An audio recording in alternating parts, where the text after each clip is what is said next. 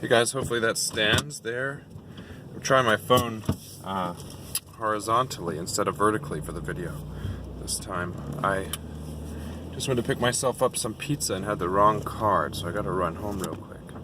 I did want to speak to you guys a little bit about the two kingdoms.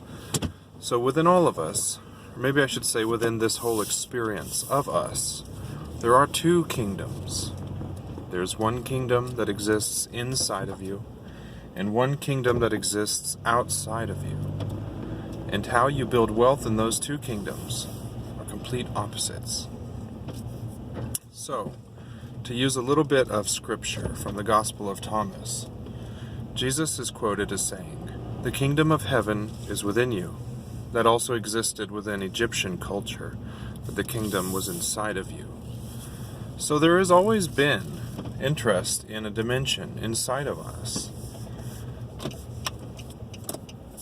Alright, so the spiritual kingdom is within us. The Bible also talks about amassing wealth and collecting. And what it says is, and I'm going to paraphrase, it says, "Don't collect wealth where moth and flame doth corrupt," which is talking about this world. It's saying not to store and hide for yourself and keep all of the goods away from everyone else and be like a miser. Because all you're doing is building up wealth on this kingdom that you cannot stay with after you die. None of that stuff goes with you. None of it.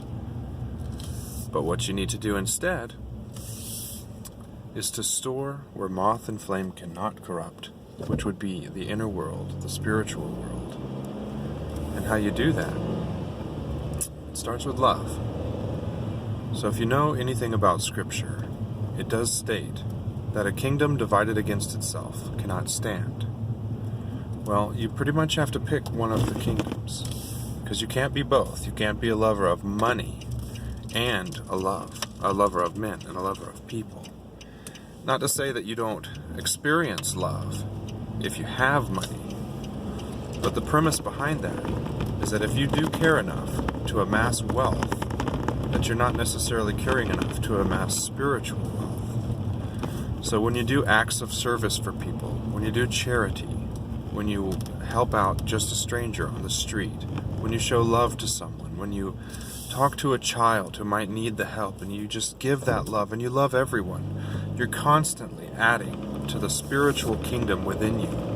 And when you fill up that kingdom, when you fill up those mansions, my Father's kingdom has many mansions, that is your vault. That is where your kingdom is.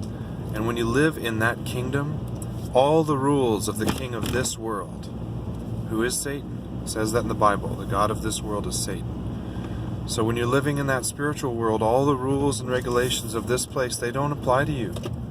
I don't mean by that you can go do a crime. That's not what I'm talking about. But the rules that you must have this or that in order to be this or that will no longer apply to you, because you know that you're building the kingdom inside of you.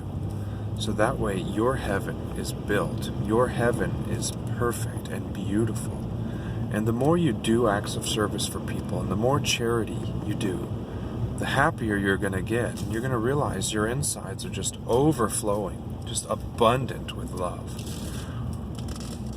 So we do have two kingdoms, and we get to choose which ones to live in.